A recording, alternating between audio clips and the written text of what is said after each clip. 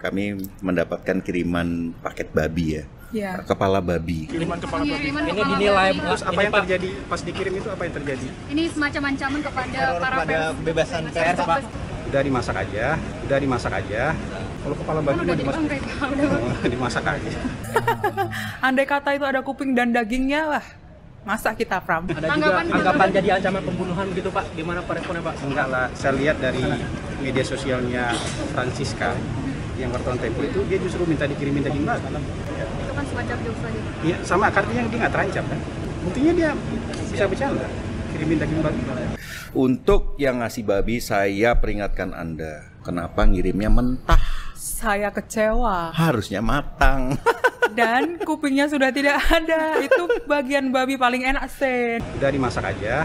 Kalau kepala babi Udah dimasak aja. Oke, itu kepala babi ya dimasak aja tuh. Dengan asumsi apapun, tetap ini tidak serius ditangani. Bahwa itu soal bercanda, bahwa itu soal semacam satira. Tetapi poinnya adalah ada benda yang tiba di meja redaksi dan itu adalah teror, dan itu tidak mungkin hal semacam itu diremehkan oleh negara. Ini adalah pernyataan yang sangat keliru karena dalam banyak konteks ya, dia adalah pejabat publik, dia adalah wajah istana dan dia berposisi sebagai negara. Bagaimana negara memandang pers adalah tugas yang mulia, tugas yang mewakili mandat dari konstitusi. Maka setiap bentuk ancaman harus dipandang gangguan ke negara, gangguan ke republik gitu. Maka itu gangguan yang resmi kepada kepentingan nasional, harusnya dipandang seperti itu. Pengiriman kepala babi kalau kita bandingkan Mas dengan kejadian-kejadian lain, misalnya Munir. Munir itu sebelum meninggal dikirim bangkai kepala ayam, atau kisah Chico Mendes dikirim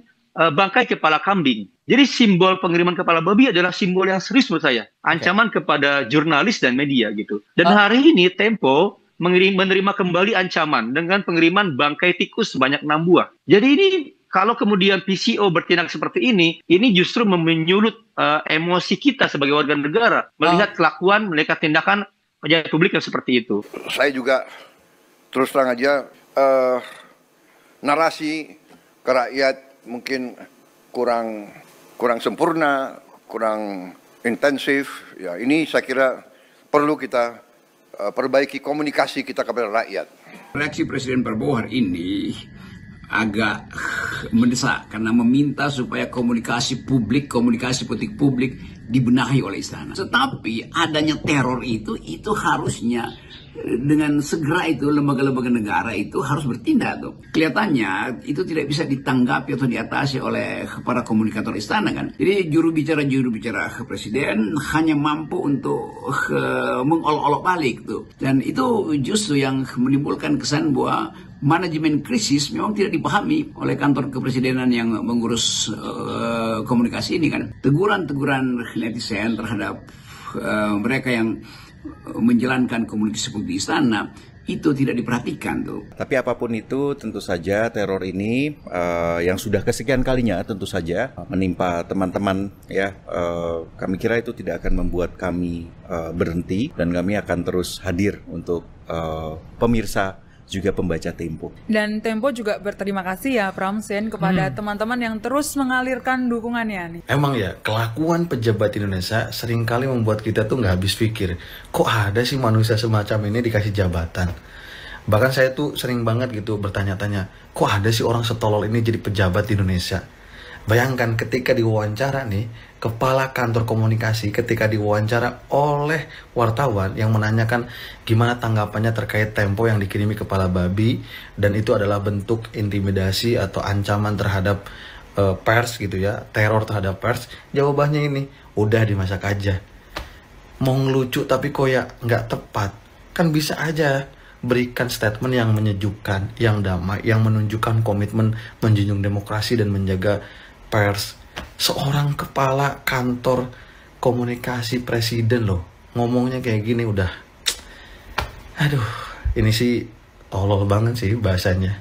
Guys, kalau suatu saat kalian jadi pejabat, apalagi representatif dari pemerintahan, istana, jangan kayak gitu ya. Karena itu sangat-sangat jelek, sangat-sangat ignorance. Big L, Bu Susi aja sampai marah. Terus baiknya gimana bang? Nah gini, kita harus menempatkan empati pada urutan yang pertama. Mau gimana pun, aksi teror itu tidak bisa dibenarkan atau tidak bisa dinormalisasikan. Kami sangat menyayangkan kejadian seperti ini itu terjadi. Aksi teror seperti ini harus diusut tuntas. Semoga lekas pulih atau semoga korban dalam keadaan baik-baik saja, baik fisik ataupun mental. Nah gitu kan enak gitu. Terus kita juga harus ngasih tahu nih keberpihakan kita kepada kebebasan pers. Negara ini adalah negara demokrasi yang menjunjung tinggi kebebasan pers. Hal seperti ini tidak bisa dibenarkan sama sekali. Saya mengecam aksi teror ini. Kenyamanan dan keamanan jurnalis, wartawan, kita harus perjuangkan. Kan gak asing banget gitu, apalagi sebagai representatif istana. Dan yang terakhir, jangan lupa paham kondisi. Yang tadi itu kayak gak jelas mau ngejokes atau mau kayak gimana. Anggapannya soal teror kebebasan pers, mau ngejokes di depan wartawan, kocak. Makanya pada gak ketawa. Hening, cringe. Sudah garis besar pertanda bahaya kalau rejim ini akan menjadi rejim otoriter dengan fakta-fakta yang sudah ada. Belakangan ini, kantor Tempo mendapat sebuah kiriman. Lu tahu kirimannya apa? Kirimannya adalah sebuah kepala babi. Dan kiriman ini tertuju kepada para host-host wartawan yang menjadi host di acara bocor alus politik. Gimana menurut lu nih, ya? Sekelas pers dan karya jurnalistik aja udah dikayak giniin, apalagi masyarakat biasa. Tapi yang kerennya, Direktur Utama Tempo ini menjawab kiriman paket tersebut. Kiriman paket yang berisi kepala babi ini adalah sebuah teror yang tidak akan membuat mereka ciut, kata Direktur Tempo. Seperti yang sudah-sudah, teror adalah tonikum bagi militansi kerja jurnalistik kami. Kenapa hal itu bisa diterima oleh Tempo? Jelas, karena acara-acara Tempo sering mengungkap kebusukan-kebusukan para penjabat kita. Dan yang jadi bahayanya, sudah masuk unsur ketiga. Yang pertama, Pak Prabowo sudah menemui para rektor untuk menekan agar tidak ada aksi mahasiswa yang terlalu sering. Yang kedua, RUU TNI sudah disahkan, yaitu dui fungsi TNI. Yang ketiga, pencobaan intervensi kepada karya jurnalistik dan pers. Hati-hati semuanya. Setelah kemarin ramai kantor Tempo dikirim kepala babi yang dipotong kupingnya, hari ini kantor Tempo diteror oleh kiriman lagi bangkai tikus nih, 6 bangkai tikus yang dipenggal kepalanya. Jadi memang betul komentar abang ini nih, semakin hari semakin kelihatan otoriternya pemerintah. Dan ditambah ada respon dari Kepala Kantor Komunikasi Presiden yang seolah-olah meniadakan ruang pers yang harusnya dijaga di ruang demokrasi. Dia bilang ketika ditanya wartawan gimana tanggapannya terkait Tempo dikirimi kepala babi, dimasak aja coba. Jawaban sungguh jawaban tolol dari seorang Kepala Komunikasi Presiden. Jadi hati-hati teman-teman semua, semakin hari semakin mengkhawatirkan. Semoga selamat dan kita sama-sama saling jaga satu sama lain. Salam demokrasi. Ini gue heran, orang dengan kualitas seperti Hasan Hasbi kok bisa jadi kepala kantor komunikasi kepresidenan? Kepala kantor komunikasi kepresidenan itu kan merupakan wajah dari presiden, wajah dari kabinet merah putih. Karena dia merupakan representasi dari sikap presiden dan pemerintah terhadap isu-isu yang terjadi di masyarakat. Lah, ini kok si Hasan Hasbi, dia malah menyatakan bahwa teror kepala babi kepada Tempo nggak ada hubungannya sama pemerintah. Dan pemerintah nggak mau dikaitkan dengan hal itu. Lah, ini pemerintah apaan? Kok malah lepas tangan? Adalah kewajiban dan tugas pemerintah untuk melindungi jurnalis atau wartawan supaya dia bisa bekerja tanpa rasa takut dan ancaman dari siapapun. Pemerintah tidak boleh dan tidak bisa netral di dalam menyikapi kasus teror kepada Tempo. Sikap pemerintah hanya ada dua, yaitu mendukung aksi teror kepada Tempo atau menentang dan akan menangkap pelakunya. Kalau pemerintah memilih untuk tidak peduli atau tidak ikut campur, memilih untuk diem aja, ya itu sama aja artinya dengan pemerintah setuju dengan aksi teror kepada Tempo.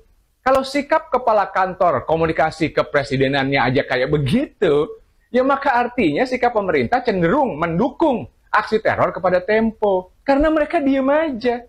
Dan lebih jauh lagi, aksi teror kepala babi itu tidak hanya berefek kepada Tempo aja, tapi jelas-jelas sudah menakuti dan membuat resah seluruh masyarakat Indonesia. Karena Tempo itu hanya sebuah peringatan kepada masyarakat luas bahwa jika ada siapapun yang berani mengungkapkan dan menyuarakan kebenaran seperti Tempo, maka dia akan jadi sasaran teror dan kekerasan, termasuk masyarakat umum. Jadi artinya kalau presiden, kalau pemerintah melalui Hasan Hasbi selaku Kepala Kantor Komunikasi Kepresidenan menyatakan tidak peduli terhadap aksi teror kepada Tempo, maka itu artinya pemerintah sudah menyatakan tidak peduli terhadap aksi teror yang sudah meresahkan masyarakat se-Indonesia. Pemerintahan apaan tuh yang nggak peduli sama keselamatan dan ketentraman rakyatnya? Ganti aja lah itu si Hasan Hasbi. Dia malah bikin masyarakat resah. Salam semangat antitesa 24. Halo guys. Entah apa ya yang terjadi dengan para pejabat negeri kita saat ini, khususnya dalam hal komunikasi kepada publik. Terkesan sembarangan, menggampangkan, dan bahkan terkesan seenak perutnya. Seperti respon Hasan Hasbi ya soal pengiriman kepala babi ke kantor Tempo. Karena saya nggak habis pikir aja ya, kok bisa gitu ya seorang kepala kantor kepresidenan yang harusnya menjadi corongnya istana bisa memberikan komentar yang kayak gini gitu ya. Ya gimana ya, komentar atau pernyataan kalimat sudahlah dimasak aja ya, soal kepala babi yang dikirimkan ke Tempo ini sangat tidak pantas dan jauh dari standar komunikasi yang diharapkan dari pejabat publik, apalagi yang berafiliasi langsung dengan istana. Pernyataan ini tidak hanya menunjukkan kurangnya empati terhadap ancaman serius yang diterima jurnalis, tapi juga berpotensi mencoreng citra pemerintah dalam menunjang kebebasan pers. Saya rasa ya, pengiriman kepala babi ke kantor Tempo jelas merupakan bentuk intimidasi yang sangat serius, simbolik, dan mengancam. Sebagai salah satu media yang sering mengkritisi pemerintah, ya Tempo telah menjadi sasaran berbagai tekanan selama bertahun-tahun. Dan ancaman seperti ini tidak hanya menargetkan individu atau institusi tertentu, tetapi juga mengancam prinsip kebebasan pers secara keseluruhan, yang merupakan pilar penting dalam demokrasi kita. Tapi bukannya memberikan respon yang tegas untuk mengecam tindakan tersebut dan menunjukkan dukungan terhadap kebebasan pers, Hasan Hasbi memilih untuk melontarkan candaan yang sangat tidak pantas. Dan sikap ini menunjukkan minimnya kesadaran akan dampak psikologis dan profesional terhadap jurnalis yang menjadi korban teror semacam ini. Lebih dari itu, komentar Hasan ini dapat diartikan sebagai bentuk pengabaian terhadap ancaman nyata yang dihadapi oleh para pekerja media. Nah, sebagai pejabat publik yang digaji oleh rakyat, Hasan Hasbi memiliki tanggung jawab besar untuk menjaga kualitas komunikasi yang dia sampaikan kepada publik harusnya. Pernyataan seperti ini mencerminkan kegagalan dalam memahami sensitivitas isu dan pentingnya menunjukkan solidaritas terhadap jurnalis yang sedang menghadapi ancaman. Komentar udahlah dimasak aja ini tidak hanya terdengar meremehkan, melecehkan, tapi juga bisa dianggap sebagai bentuk pelecehan verbal terhadap institusi pers. Dalam konteks di mana presiden beberapa waktu yang lalu, bahkan mungkin belum 24 jam ya, meminta jajaran menteri dan wakil menteri untuk memperbaiki komunikasi mereka kepada publik. Tapi kita lihat respon Hasan Hasbi justru malah seperti ini, bertolak belakang dengan arahan dari presidennya sendiri. Dan hal ini menimbulkan pertanyaan serius tentang apakah istana benar-benar serius dalam memperbaiki hubungan dengan masyarakat dan media. Dan yang lebih buruk lagi adalah komentar seperti ini dapat diinterpretasikan sebagai bentuk pembiaran atau bahkan dukungan terselubung terhadap tindakan intimidasi terhadap jurnalis. Ketika seorang pejabat tinggi memilih bercanda, bukannya mengecam keras teror semacam ini, maka pesan yang sampai ke publik adalah bahwa pemerintah tidak memandang serius ancaman terhadap kebebasan pers ini. Respon Hasan Hasbi memiliki dampak negatif bagi citra pemerintah secara keseluruhan. Di tengah upaya presiden untuk memperbaiki komunikasi publik, yang ditujukan kepada menteri-menteri di kabinetnya ini agar memperbaiki komunikasinya kepada publik. Komentar seperti ini justru memperburuk persepsi masyarakat tentang komitmen pemerintah terhadap kebebasan pers dan perlindungan jurnalis. Dalam demokrasi yang sehat, pemerintah seharusnya menjadi garda terdepan dalam memastikan bahwa jurnalis dapat bekerja tanpa rasa takut dan tekanan. Sebaliknya, pernyataan Hasan ini menunjukkan ketidakpekaan terhadap isu-isu penting seperti kebebasan pers dan keamanan jurnalis. Dan ini memberikan kesan bahwa pemerintah tidak sepenuhnya mendukung kebebasan berekspresi, bahkan ketika ancaman itu nyata terjadi. Ya, saya rasa komentar Hasan Hasbi ini harus menjadi pelajaran lah bagi pejabat publik lainnya tentang pentingnya menjaga sensitivitas dalam berkomunikasi, terutama terkait isu-isu serius seperti ancaman jurnalis ini. Sebagai bagian dari istana kepresidenan, dia seharusnya memberikan pernyataan tegas, mengecam tindakan intimidasi tersebut, dan menunjukkan dukungan penuh terhadap kebebasan pers. Jadi pemerintah perlu segera mengambil langkah konkret untuk memulihkan kepercayaan masyarakat dan media. Ini termasuk memberikan pernyataan resmi yang mengecam keras tindakan teror tersebut dan memastikan bahwa pelaku intimidasi ditindak sesuai hukum. Salam. Ketika ada teror kepala babi yang ditujukan kepada redaksi Tempo, seperti inilah respon dari Istana Kepala Kantor Komunikasi Kepresidenan Hasan Hasbi berikut ini. Dikirim itu apa yang terjadi? Ini semacam ancaman kepada para kebebasan pers dari masak aja. Kalau kepala babi dimasak aja. Lalu bagaimana teman-teman melihat hal ini? Mengapa kok pejabat publik itu selalu gagal ya dalam melakukan komunikasi publik? Setidaknya ada 3 unsur tuh yang semestinya pejabat publik itu bisa kredibel gitu dalam menyampaikan gagasannya ke ruang publik. Jangan asal ngomong, jangan asal bicara. Harusnya tuh think before you speak gitu. Nah, Aristoteles menyampaikan 3 hal nih. Pertama ada etos, pathos, logos. Dan ketiganya ini tentu harus terpenuhi. Apa yang disampaikan oleh Hasan Hasbi ini jelas tidak ada dalam etika komunikasi. Bicara seenaknya, yang kemudian bilang ya sudah dimasak saja gitu. Kemudian masuk ke pathos, sama sekali tidak menunjukkan adanya empati dengan kondisi kebebasan pers yang kita tahu saat ini terancam. Apalagi ini cenderung dalam tanda kutip meremehkan gitu. Ya cuman dikirim kepala babi ya udah tinggal dimasak aja. Pertanyaan ini sesungguhnya tidak patut gitu, pernyataan-pernyataan yang dilontarkan ke ruang publik. Lalu berkaitan dengan logos, logika dan cara berpikir, dan seolah seperti orang yang menurut saya tuh kayak nggak punya ilmu gitu ya. Apakah ini orang tuh pernah sekolah atau enggak sih dengan enteng kemudian menyampaikan dimasak saja gitu. Semestinya justru negara ini perlu hadir dengan memberikan perlindungan kepada pers.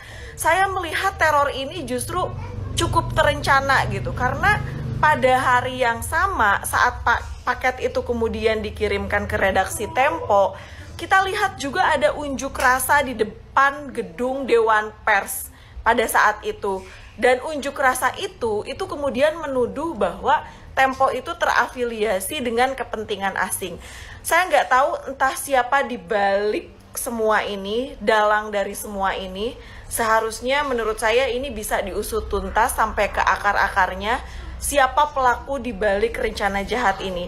Tapi kemudian nampaknya kita juga melihat ini secara sengaja dilakukan untuk memecah konsentrasi publik terhadap agenda-agenda yang sedang disusun. Yang entah rancangan undang-undang apa lagi yang kemudian akan disahkan. Mungkin saja setelah RUU TNI itu ada kejaksaan, ada RUU berkaitan dengan kepolisian. Ya kita nggak tahu gitu. Tapi saya meyakini bahwa teror-teror seperti ini tuh seperti serangan yang tidak akan pernah ada habisnya. Tapi kita tidak boleh merasa dilemahkan gitu ya. Saya sangat meyakini bahwa tidak akan ada yang bisa melemahkan perjuangan dari teman-teman jurnalis, teman-teman masyarakat sipil dalam mengawal kebijakan-kebijakan pemerintah dan DPR yang serampangan, yang semakin kesini itu semakin absurd. Dan teruntuk Bapak Hasan Hasbi, kalau memang tidak mampu memikul jabatan ini dengan baik sebagai Kepala Kantor Komunikasi Kepresidenan, dan kemudian ini dirasa cukup berat bagi Bapak, menurut saya lebih baik Bapak mundur saja, Pak. Karena justru dengan mundurnya Bapak itu menjadi salah satu tindakan yang terhormat, daripada Bapak berkali-kali menyampaikan ke ruang publik dengan pernyataan-pernyataan yang kontraproduktif, dan itu tentu akan menimbulkan polemik yang baru, justru bukan malah menyelesaikan permasalahan.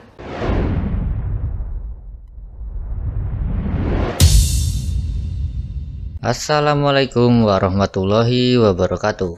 Berjumpa lagi bersama saya di Mas TV Channel.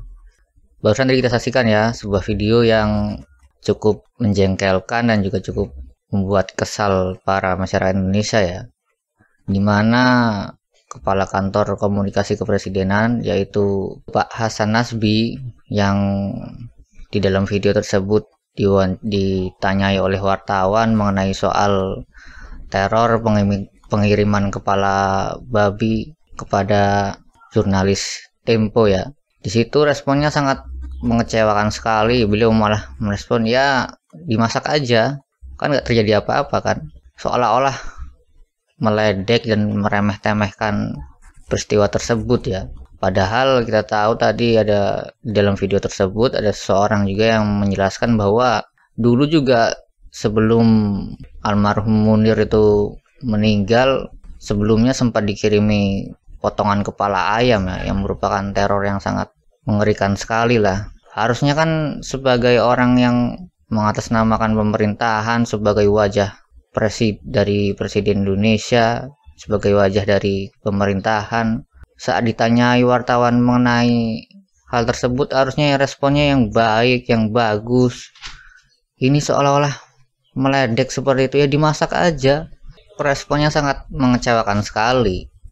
Ini kan menunjukkan bahwa pemerintahan Pak Prabowo ini memang sangat-sangat kurang sekali dalam hal berkomunikasi kepada rakyatnya, dimana seringlah terjadi blunder-blunder, baik itu menterinya, staf khususnya, ini lagi jubirnya. Aduh, kan membuat kita merasa jengkel dan juga kesal gitu ya, bahwa tanggapan-tanggapannya dari orang-orang pemerintahan ini selalu saja tidak memuaskan, seolah-olah memojokkan.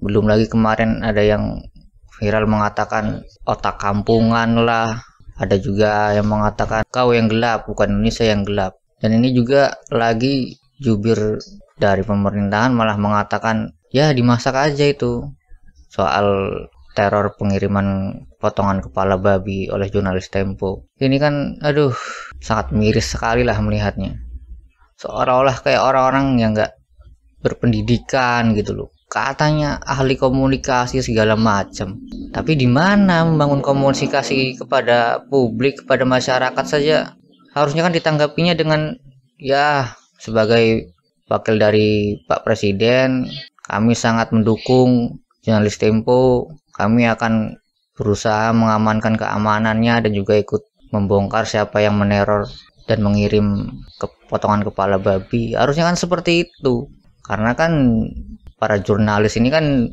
kebebasannya kan harus dilindungi, harusnya kan memberikan respon-respon dan memberikan jawaban-jawaban yang ikut mendukung kebebasan pers, kebebasan jurnalis dalam melakukan atau membawakan berita.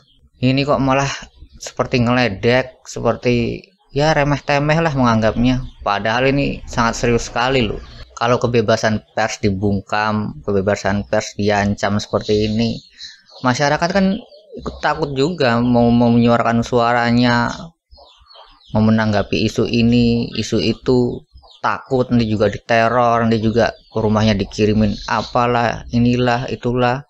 Memang awalnya mungkin hanya Tempo saja, tapi kan nanti bisa menyebar atau menjalar kemana-mana kan, yang mendapat teror seperti ini. Harusnya memberikan jawaban yang menenangkan, yang mendukung, seperti itu dong. Oke, mungkin cukup sekian dulu reaction video dari saya. Silakan tulis komentar kalian di kolom komentar. Wassalamualaikum warahmatullahi wabarakatuh.